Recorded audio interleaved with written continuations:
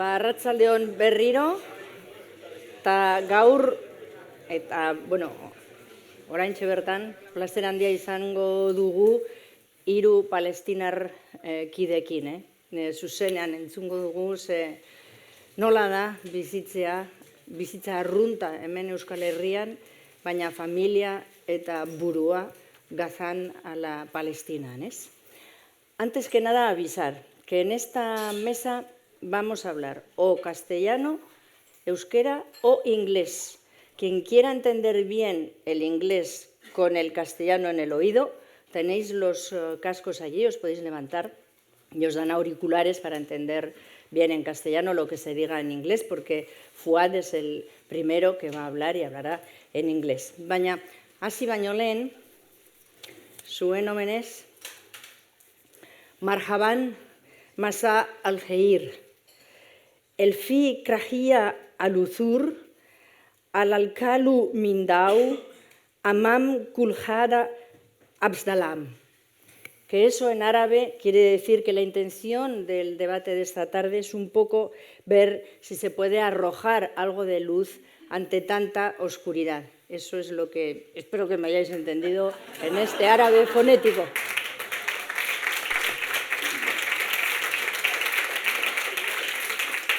Os voy a presentar un poco a los tres, les iré dando la palabra uno a uno.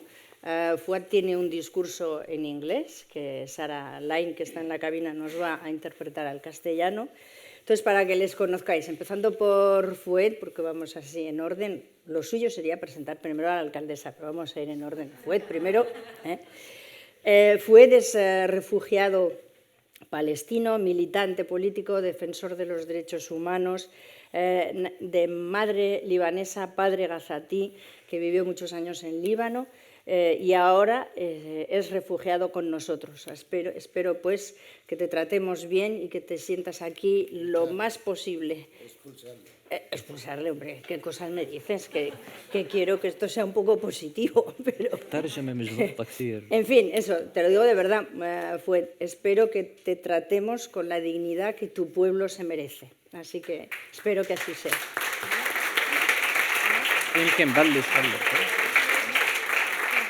Esa también fue miembro del Colegio de Abogados de Derecho Penal Internacional, impulsor de la iniciativa europea contra el apartheid israelí. Pues en orden, nuestra activista Bermeotarra, euskaraz, hitzen dezakegun, Bermeotarra peto-petoa, Bermeon jaio zena, baina gurasoak Zisjordanian jaio ziren, bai? Eta, aktivista, alkatesa ezin hobea, eta, bere iritzia emango digu geroxeago. Y pasamos ya a nuestro tercer orador, que es Mahed Dibsi.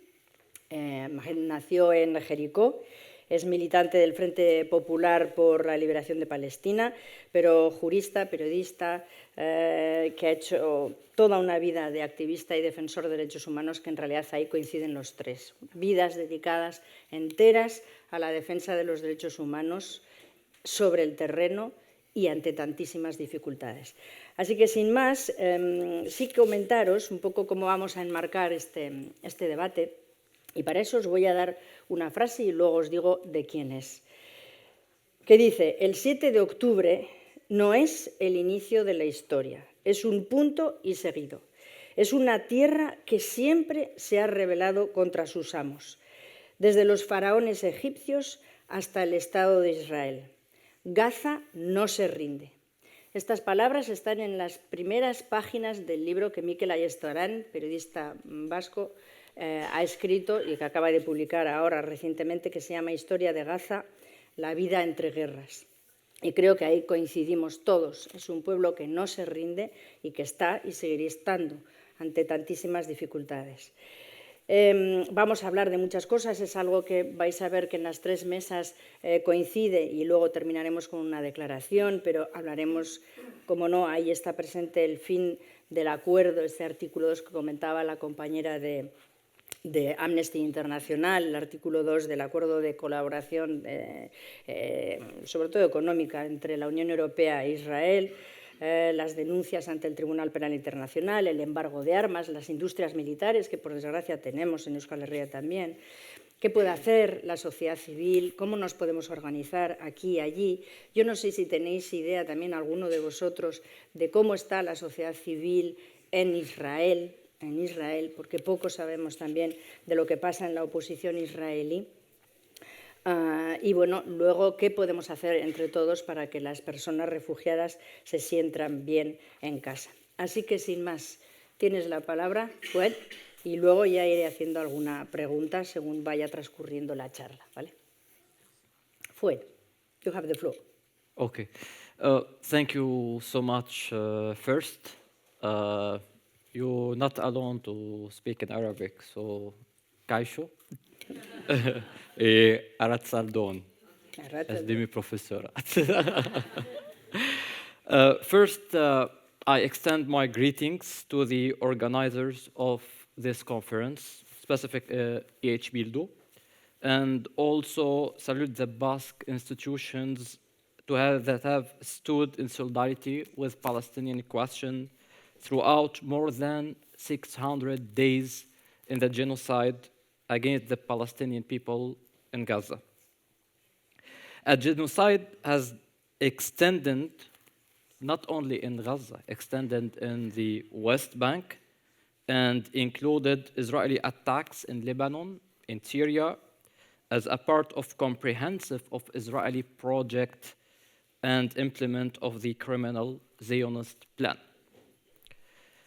This month symbolizes a painful memory of the Palestinian consciences.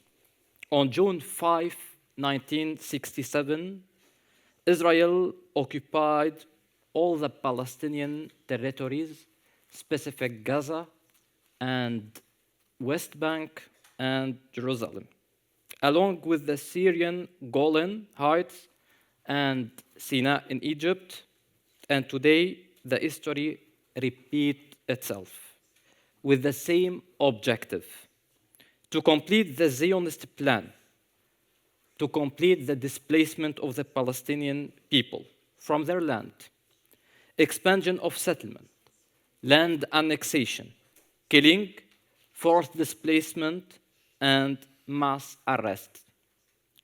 From the Balfour Declaration in 1917, which laid the foundation for a national home for Jews on land they didn't own, the Trump deal of the century in 2020, which sought to revive in 2025 through the occupation of Gaza, legitimization of the Israeli annexation of Palestinian land, liquidation of the Palestinian refugee issue, and full support of Israel's far-right government that seeks to impose of Smotrich, it's a minister in this extremist government.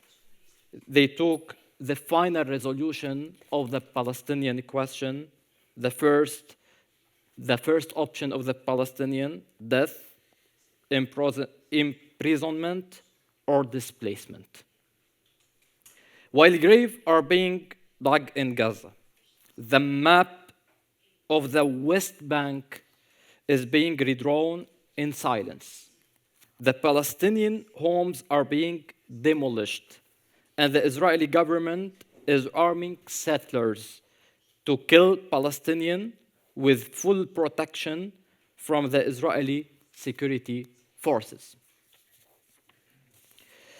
In the face of humanitarian catastrophe in Gaza, it's important to note that Israel's condition to end the genocide during the negotiations with the Palestinian resistance are not centered around the release of Israeli hostages.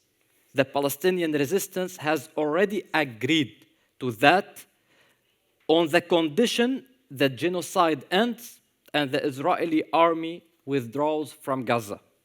However, Israel seeks full control over Gaza, demands the disarmament of the resistance, and wants its leadership removed outside of Gaza.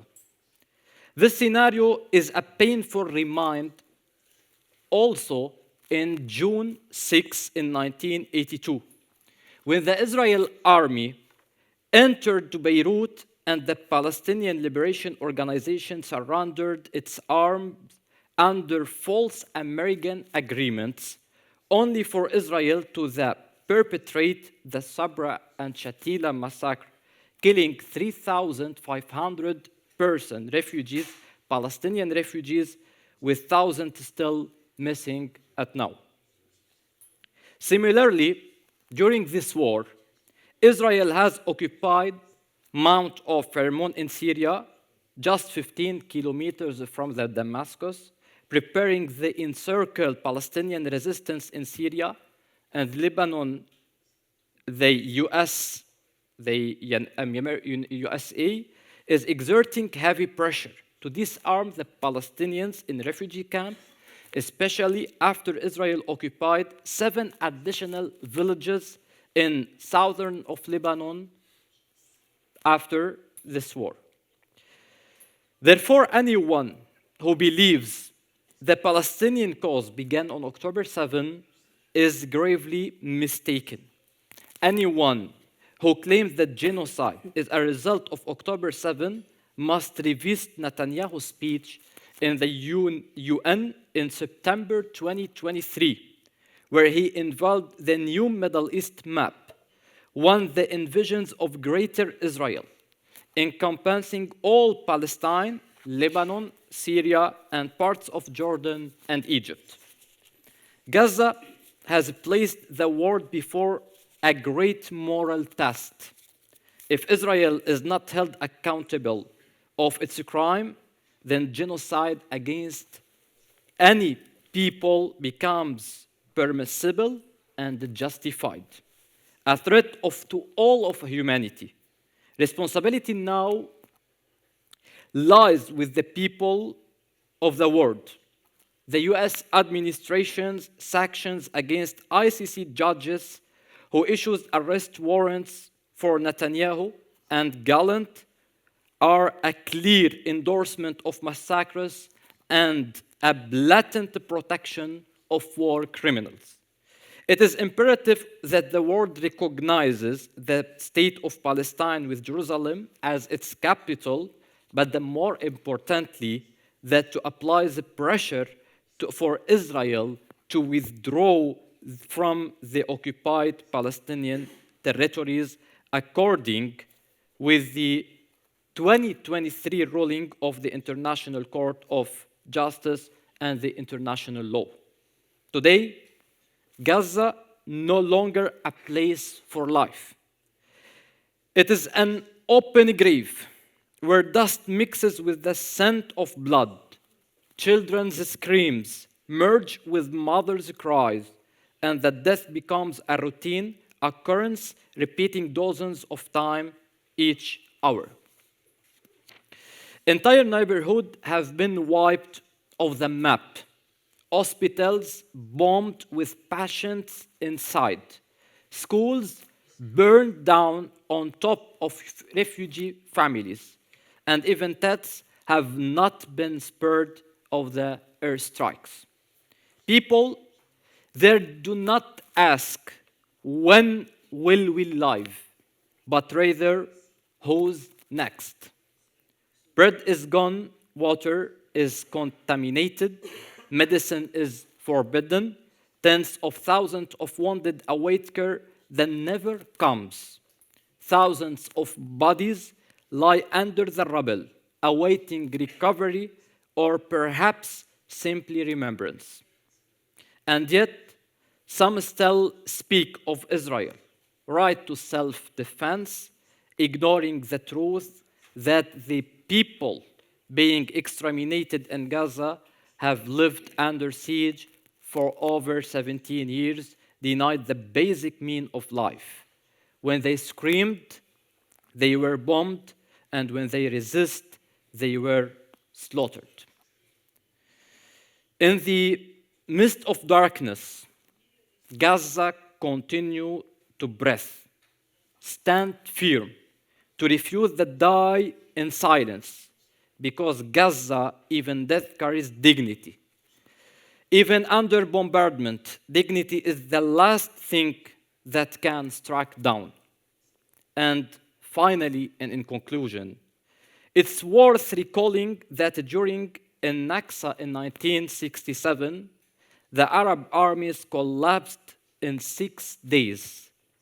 Yet here, Gaza, this teeny strip of land, enduring over 600 days under the fire of extermination, fighting with the flesh and blood, writing a saga to survive on soil meant to be turned into ashes.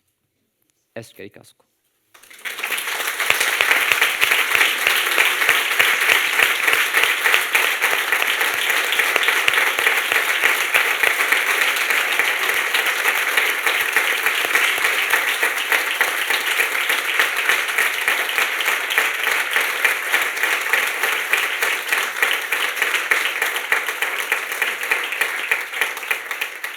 Luego vamos a tener una pequeña segunda ronda para matizar algunas cuestiones, entre otras, por ejemplo, los asentamientos. Visto desde aquí parece que son tiendas de campaña. Los asentamientos son barrios modernísimos, enteros, de colonos israelíes, con universidades, hospitales, incluso tranvías, etc. O sea que son barrios, no son asentamientos. Las traducciones a veces son muy engañosas. Entonces, Nadia, tu experiencia como activista, como alcaldesa, como responsable también institucional ante esta situación que rebasa todo lo que se nos podía pasar por la cabeza, que fuera posible en este siglo XXI, ¿cómo se vive ya el hecho de que hasta se utilice el hambre como arma de guerra y que lo utilice el pueblo israelí, ¿no? Una frase solo que quiero añadir para este debate es que, francamente, la ocupación a la que se refería Fuet, la ocupación nunca puede ser autodefensa, porque tú eres un Estado que ocupa. Luego, ¿de qué te defiendes si estás ocupando? Pero tienes la palabra. Eskerrik asko. Lau, bueno, eskerrik asko danoi. Lehenengoko partia egin dozuena, eskerrik asko, zegoen barik hau posible da. Neure helburu izan da euskaraz berbaitzie, bai, bueno, itzulpena ez dago prestatute euskeratik eitzeko, eta, bueno, jak euskal palestinar asko ez dauzelez, neure helburu izan da hori. Neure herribizek baten eitzi, eta, bueno, apurbete respetuen islarize gaitzik eta, bueno, erdera zeingot. ¿Cómo se vive? Bueno, primero como Palestina, porque es lo que siempre he sido y siempre seré, independientemente de que ahora esté en alguna institución más pequeñita, ¿no? Eso es temporal, ¿no? Pero activista palestino es algo que llevo la sangre. Hace no mucho, hace pues igual 15 días, un medio de comunicación bastante serio me hizo una entrevista y me hizo una pregunta, a mí me hizo muchísima gracia, me dijo, ¿y cómo te has metido en la política? Y digo, es que no conozco ningún palestino que no sea político. O sea, me parece una pregunta bastante simple. O sea, es imposible. Una persona cuando vive en unas situaciones como los euskaldunes, el que es euskaldun ya ha sentido, ¿no? Durante tantos años una opresión de diferente tipo, cultural, estatal, que es autonomía, etcétera, es imposible que no sienta una necesidad política. Otra cosa es cómo la expreses y en qué situaciones tengas. Con lo cual, vivirlo yo tengo a toda la familia en Cisjordania, de parte de padre y de parte de madre. Mis dos padres son palestinos, mi padre vino en los años 60, cuando la guerra del 67, pues un poco antes del origen, ya la situación estaba bastante complicada, salió porque como muchísima gente hay muchas opciones de salir.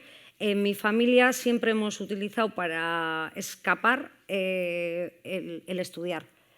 Pues hemos sido gente que... mi padre, por ejemplo, siempre ha tenido súper claro que la educación y unos estudios son una apertura de mente tanto grandes. Entonces, bueno, pues mi padre estudió medicina en Pamplona y luego hizo la especialidad de psiquiatría y por eso hay un bermeano en un palestino en Bermeo. Quiero decir, mucha gente dice, ¿cómo acabó en Bermeo? Pues bueno, acabó en el hospital psiquiátrico de Bermeo como médico trabajando. La frustración es muy grande, es muy grande. Porque es cierto que además aquí tenemos la suerte de que la sociedad, de la que para mí son mis dos tierras, ¿no? De la que soy parte, la Euskaldun, tenemos una solidaridad muy grande. Y aquí, mi padre siempre decía, aquí no estamos solos, era una de las frases que siempre decía, ¿no? Aquí no estamos solos, pero es que no es suficiente. Es decir, la sociedad no tiene nada que ver con lo que luego hacen nuestras instituciones. Las instituciones siguen trabajando este tema de lado, se siguen poniendo de lado. Nosotros, yo como alcaldesa, llevamos una moción que entre ellas, pues bueno, Guernica Palestina fue de los que lideraban, y nosotros somos 3 partidos políticos en el Ayuntamiento de Bermeo y uno votó en contra. No se abstuvo, votó en contra. O sea, y es un partido que está en las instituciones y es un partido que tiene un liderazgo y que tiene una voz fuera incluso de Euskal Herria, que habla por nosotros. Entonces, no es suficiente, porque nosotros podemos hacer muchísimo ruido, pero los que están por encima nuestro aún no están incómodos diciendo que no. Aún no están incómodos haciendo un discurso en el que sí, pero es que jamás... Bueno, eso en octubre te compraba ese discurso bastante básico y tal, pero 20 meses después, con 50.000 muertes, un 80% de fallecidos civiles, mujeres, niños, es que no podemos estar escuchando todavía eso, con lo cual es muy frustrante, y más cuando yo formo parte de una institución ahora, porque yo creo que todas las instituciones tenemos un deber moral hacia el pueblo y hacia la sociedad. Tenemos que devolver, tenemos que enseñar esos valores que defiende el pueblo, nosotros tenemos que representar. El Ayuntamiento de Bermeo, como muchos otros ayuntamientos, nosotros hacemos boicot. Y dices, un ayuntamiento pequeño como el vuestro, bueno, pues revisando contratos, teníamos contratos con el Estado de Israel sin ni siquiera darnos cuenta. Pues de alguno básico en tema de una empresa de folios, de material administrativo, material hasta otro tipo de contratos, con lo cual los tenemos sin darnos cuenta, O sea, y tal. Esto es un ejemplo muy básico, pero que me refiero a esto, hay que elevarlo y hay que seguir hablando de boicot y hay que seguir hablando y tenemos que poner muy nerviosos a los que nos representan. Y tenemos que estar hablando continuamente de que no estamos a favor. Sabemos que la sociedad apoya y que está a favor del pueblo palestino. Solo hay que ver cualquiera de las manifestaciones. Solo hay que pasearse por muchísimos ayuntamientos y ver aquellas banderas. Solo hay que pasear. Yo hace poquísimo he tenido a mi familia aquí y les abrumó ver tantas banderas palestinas en diferentes sitios donde paseábamos. La solidaridad está. Pero ¿dónde están los que nos representan, nuestras instituciones más arriba? Determinados partidos que luego son los que llevan las voces fuera y se ponen de lado con este tema. Es que ricasco. Luego seguimos en esta discusión.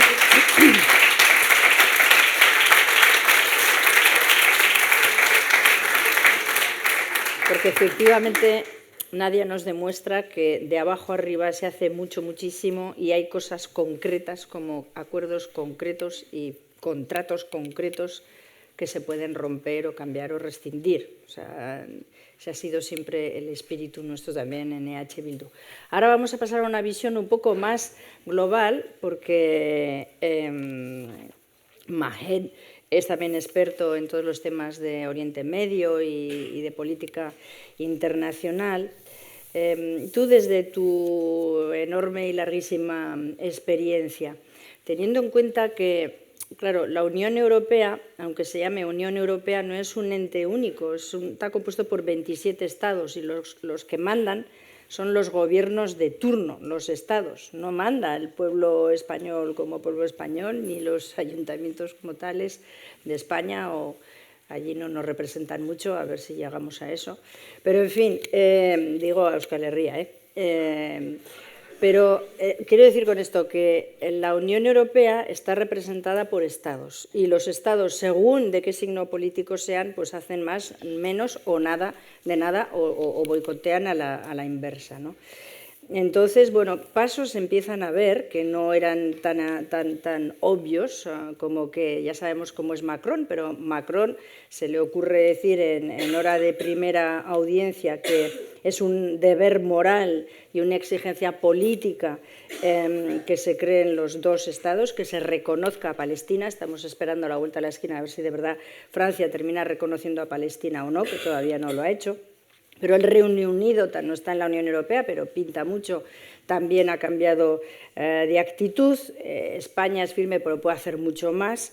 En fin, ante esta Unión Europea que empieza a moverse un poco, otros estados como Canadá, donde tiene una oposición muy activa, que también empiezan a moverse. No todo hay que verlo desde el prisma de Orbán, Trump y compañía. Y por eso preguntaba también de la oposición en Israel. Todas esas voces que no defienden definitivamente a Israel, ¿dónde están, cómo se encuentran y qué podemos hacer? Gracias en primer lugar y gracias a los que estáis aquí inquietos, solidarios con Palestina y con la justicia en definitiva. La pregunta encierra muchos interrogantes y requiere a lo mejor una conferencia larguísima, cosa que no voy a hacer. A mí me acusan de hablar mucho, no quiero hablar mucho. No tampoco quiero repetir lo que las valiosas palabras de mi compañero Fouad y también mis compañeros de la primera mesa que han hablado largo y tendido y claro al respecto. No es cuestión de enumerar el volumen de las pérdidas en lo humano, en los periodistas, en los hospitales, en los niños, en la cifra de los muertos supera a los 70.000, sin contar los bajo escombros, más de 150.000 los heridos, mal heridos, muchos de ellos.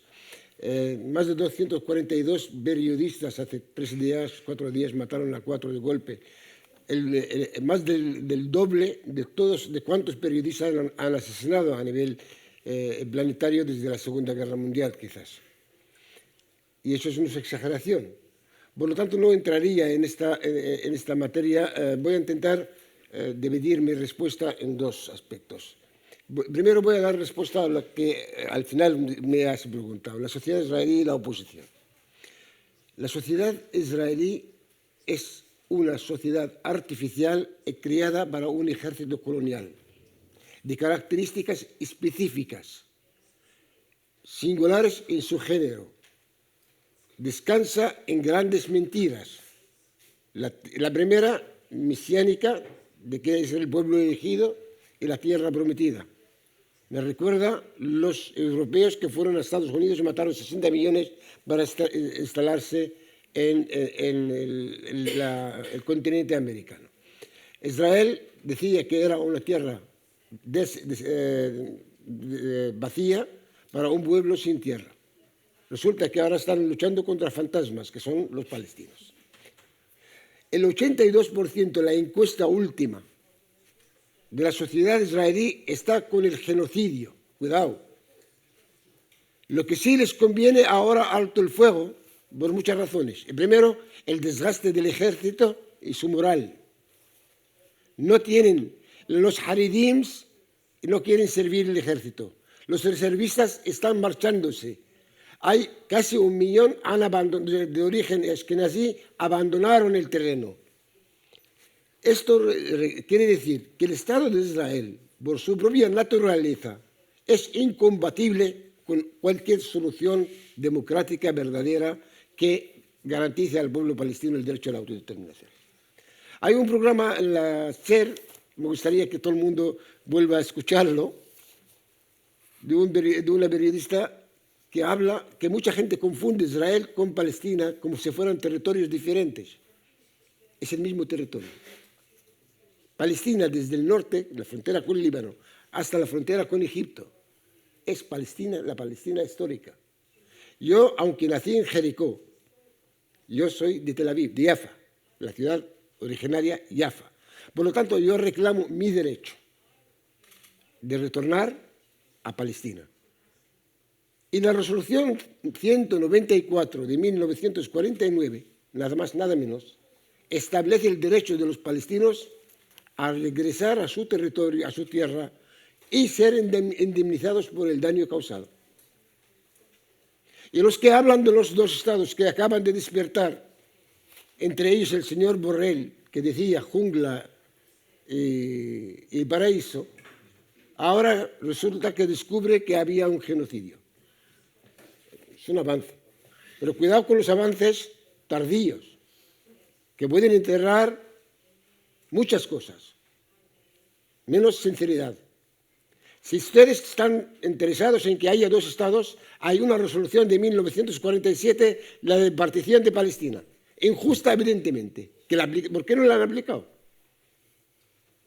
Y de repente hablan de dos estados. ¡Qué bien! ¿Por qué ocurre este cambio? Sabéis que el problema, el dilema principal del Estado de Israel, el dilema demográfico.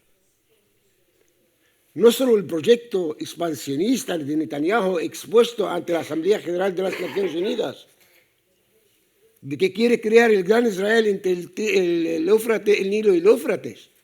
Es decir, todavía tenía que abarcar todo. No tiene población para abarcar. Entonces, ¿en qué sentido quiere este Estado? Quiere convertirse en el núcleo que él dice, somos los avanzados que podríamos controlar Oriente Medio con las figuras oligárquicas que hay en el mundo árabe, sometidos a nuestra voluntad. Lejos de ser verdad, eso es una fantasía, el tema demográfico en Palestina es el dilema principal. Los palestinos que viven en Palestina ahora, en el día de hoy, Gaza, Cisjordania, incluida Jerusalén, y Palestina del 48, que les llaman los árabes de Israel, somos el 55% de la población actualmente en Palestina. Y eso es un problema irresoluble para Israel. Habría que eliminar al mayor número posible mediante el hambre, el asesinato, el bombardeo y desplazar a la población hacia Jordania, hacia el Sinai o hacia donde quieran. Y muchos países occidentales que hoy lloran por los palestinos, entre ellos Canadá, Australia, estaban abiertos a la inmigración. ¿Qué es lo que ocurre? La crisis del 2008 y las sucesivas crisis creadas en el mundo, en el Oriente Próximo, desde Irak, Siria, Yemen, etcétera, etcétera, Libia, y los problemas de genocidio que ocurren en silencio en África, en Angola, en el Congo y demás, Ruanda, Burundi, etcétera, las oleadas de inmigrantes hacia Europa han saturado el mercado. Y esto es lo que dio lugar a que la extrema derecha, como Vox y compañía, afloren. La xenofobia, el racismo, afloran por esto, no quieren darse cuenta de que el problema está en la propia esencia inicial de Europa, el eurocentrismo, su pasado colonial, que no han sabido responder, críticamente hablando, con sinceridad. Ellos han concebido a África, Asia y América Latina como mano de obra barata, mercado, materia prima. Y resulta que ahora se ha convertido en un problema gordo. Cojamos el Estado español como ejemplo. ¿Quién trabaja ahora en los servicios? Latinoamericanos. ¿Quién trabaja en la construcción? Moros. ¿Quién trabaja en no sé qué? Es así. Y este es el problema principal en Europa. Europa no tiene una política exterior común. También otro de los dilemas. No tiene, cada uno tiene su política. Y todos sometidos, no tienen soberanía. Están sometidos a la voluntad del amo que se llama Estados Unidos de América. El problema, ¿por qué han cambiado ahora de repente? Por tres razones. La primera, que la propia crisis económica y social que está en Europa, a consecuencia de las aventuras que han cometido. Segundo, porque ha venido un Trump que le importa tres rábanos con perdón la suerte de Europa, de la OTAN y de la madre que le parió. Ha fracasado, ha cosechado unos fracasados desde Afganistán, pasando por Somalia, por Irak, etcétera, etcétera. y ha derrochado una cantidad de dinero en la América profundo. Y entonces él quiere América primero. ¿Y cómo es? Como hombre de negocios, hasta con su propio aliado Elon Musk se enfrenta ahora, y ahora se enfrenta con California. Cuidado, y entonces le importa menos Europa. Embarcados en la guerra de Ucrania. Ese es el tema principal que tenemos que tener en cuenta. ¿Qué es lo que ha hecho la guerra de Ucrania? Apostaban malamente al que los rusos van a ser desgastados y que vamos a acorralar a Rusia. No quiero entrar ahora en el análisis, pero está en la realidad. ¿Qué es lo que han cosechado? Rusia cada vez más fuerte, prácticamente tiene la batalla de Ucrania, no sin sacrificios, ganada.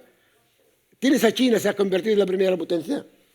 Irán acaba de dar un golpe magistral a Israel y sus servicios de inteligencia a revelar que había trasladado absolutamente todos los documentos secretos sobre las armas nucleares y no nucleares en Israel hacia Irán.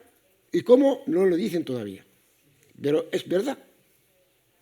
Esta es la situación en la que estamos. Estamos encaminando de un mundo unipolar que nace a partir de la caída del muro de Berlín en 1991 a un mundo multipolar, en donde el poder, el epicentro del poder se traslada de Occidente, que lleva gobernándonos 200 años o 250 años, al este.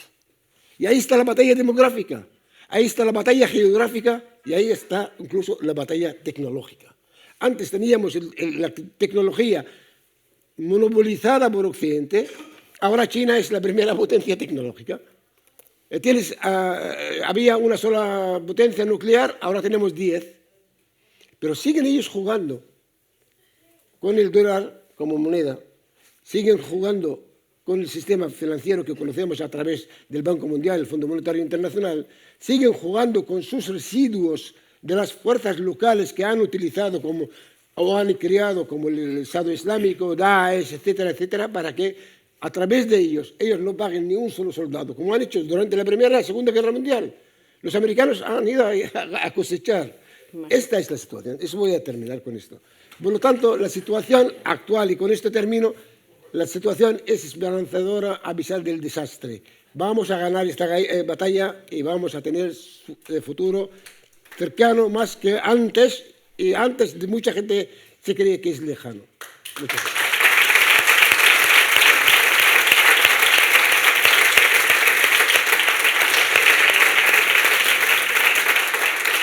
En este debate también necesitábamos una visión global, que es una visión evidentemente muy complicada, porque el mundo se está dando la vuelta y parece que la Tierra, en vez de girar como siempre en una dirección, se está poniendo a rotar en la dirección contraria.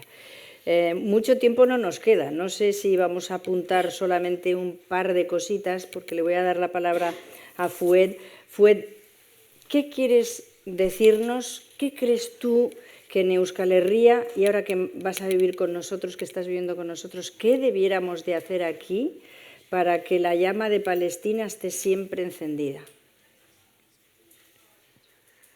First, I very thanks the Basque country, and with the protest of Palestinian question, and I will talk them Basque mountains reach the tunnels of Gaza.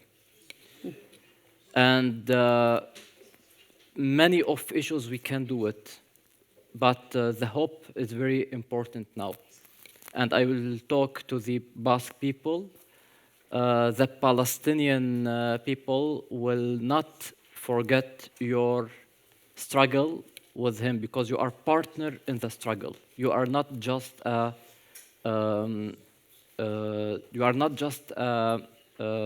solidarity with them. And I emphasize the Basque flag will arise with the flag of Palestine in the Jerusalem as capital of Palestine.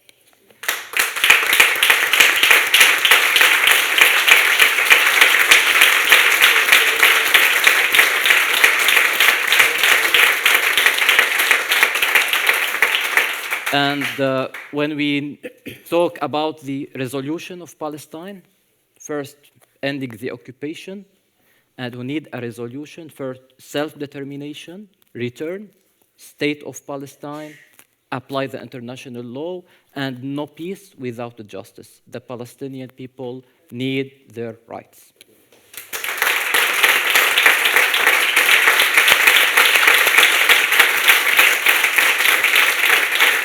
Esto resume perfectamente lo que vamos a escuchar ahora en la tercera mesa, pero no quiero terminar sin decirle a Nadia, a ver, Nadia, un mensaje de esperanza. Si de esto podemos concluir algo, y es lo mismo que en la primera mesa redonda, las palabras que vienen una y otra vez es movilización, activar a nuestras sociedades.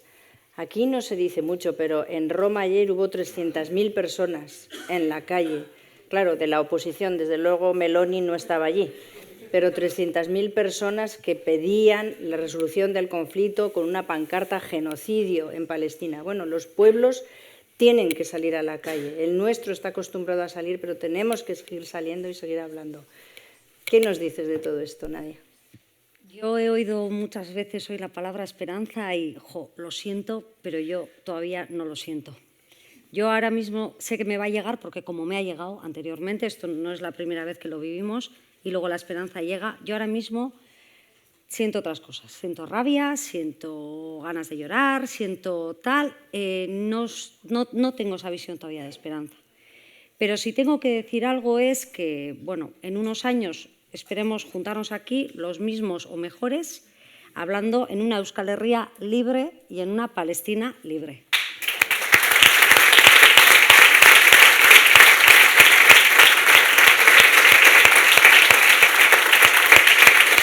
Bueno, pues nuestros compañeros nos demuestran, porque aquí venimos a aprender de vosotros, nos demostráis que la dignidad solo se pierde cuando te mueres, porque la dignidad te acompaña durante toda tu vida. Sois la prueba de ellos. Qué ricasco.